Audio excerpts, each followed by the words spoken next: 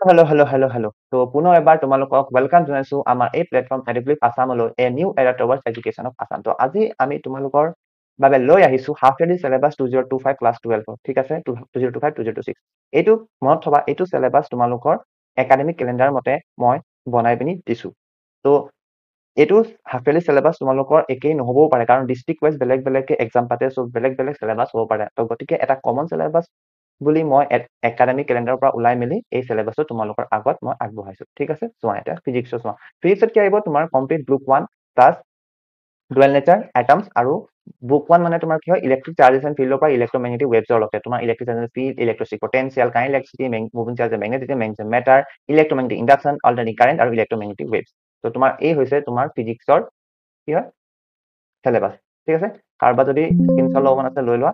তাৰপিছত কেমিষ্ট্ৰি চোৱা মাত্ৰ চেম কেমিষ্ট্ৰি বুকখন য'ত তোমাৰ আহিব solution electrochemistry chemical kinetics DNA block production compound আৰু হেলোলকিন এণ্ড হেলোৱেৰিন।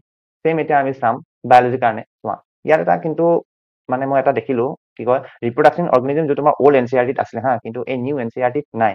তো গতিকে এইটো চেপ্টাৰটো তোমালোকৰ মানে এইটো একাডেমিক কেলেণ্ডাৰ দিয়া হৈছে। তো গতিকে চাওঁ এইটো এক্সামত আহে নে নাহে। তো যদি এইটো এক্সামত আহে হাফ ইয়াৰলিত তো তোমালোকে অবভিয়াছলি ফাইনেলৰ কাৰণে পঢ়িব লাগিব গোটেই অল্ড এনচিআৰটিও। তো গতিকে বৰ্তমানৰ চেলেবাছ কি আছে ৰিপ্ৰডাকশ্যন ইউনিটৰ তিনিটা চেপ্টাৰ যিবোৰ সেক্সুৱেল ৰিপ্ৰডাকশ্যন হিউমেন ৰিপ্ৰডাকশ্যন আৰু ৰিপ্ৰডাক্টিভ হেল্থ ৱেলফেয়াৰ ইউনিট য'ত তোমাৰ মাইক্ৰ'জিন হিউমেন ৱেলফেয়াৰ আৰু হিউমেন হেল্থ এণ্ড ডিজিজ আছে বায়'টেকনলজি দুটা ইউনিট বায় ৰিচোৰ্চেছ অফ আছাম এইটো কিন্তু ইংলিছৰ কিতাপত নাপাবা এইটো তুমি অকল আছামিজৰ কিতাপত পাবা। তাৰপিছত ইক'চিষ্টেম তাৰপিছত জেনেটিক্সৰ দুটা চেপ্টাৰ প্ৰিন্সিপাল অফ ইনহেৰিটেন্স আৰু মলিকুলাৰ ইনহেৰিটেন্স। চেম গছ ফৰ মেথছ আমি চাম এতিয়া চোৱা কমপ্লিট বুক 1 আৰু ইন্টিগ্ৰেলছ মানে ক'ৰ পৰা ক'লৈকে relation and function inverse trigonometric ratio' matrix and determinants তাৰপিছত তোমাৰ আৰু কি আছিলে কণ্টিনিউটি এণ্ড ডিফাৰেঞ্চিয়েবিলিটি তাৰপিছত এপ্লিকেশ্যন অফ ডেৰিভেটিভছ তাৰপিছত ইন্টিগ্ৰেলছ এইকেইটা আছে তোমাৰ মেথছৰ চেলেবাছ।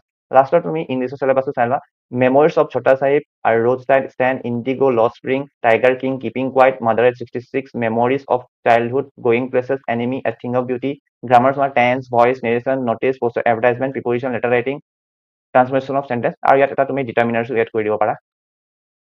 ইয়াত এটা ফান ফেক্ট তোমালোকে গম পোৱা কিমানে মেমৰিজ বুলি পঢ়িছিলে ক'বাচোন memories of childhood memories of Chhota Sahib কিমানে এনেকুৱা পঢ়িছিল ক্লাছ 12 মোক কমেণ্টত জনাবা কাৰণ মই তেনেকৈ পঢ়োঁলে ঠিক আছে। তাৰপিছত লাষ্টত চোৱা কি আছে আছামিছৰ এইটো চেলেবাছ পঢ়ি ল'বা স্ক্ৰীনশ্বট মাৰি ল'বা আৰু ইমানে কৈ এইটো চেলেবাছ আছিল কিহৰ আছিল তোমালোকৰ হাফ ইয়াৰলি আৰু এইটো চেলেবাছটো তোমালোকৰ কি হিচাপে দিছো মই একাডেমিক কেলেণ্ডাৰৰ পৰা ওলাই দিছো। মই বাৰ কৈ আছো একাডেমিক কেলেণ্ডাৰৰ পৰা ওলাই আনিছো মই এইবোৰ চেলেবাছ।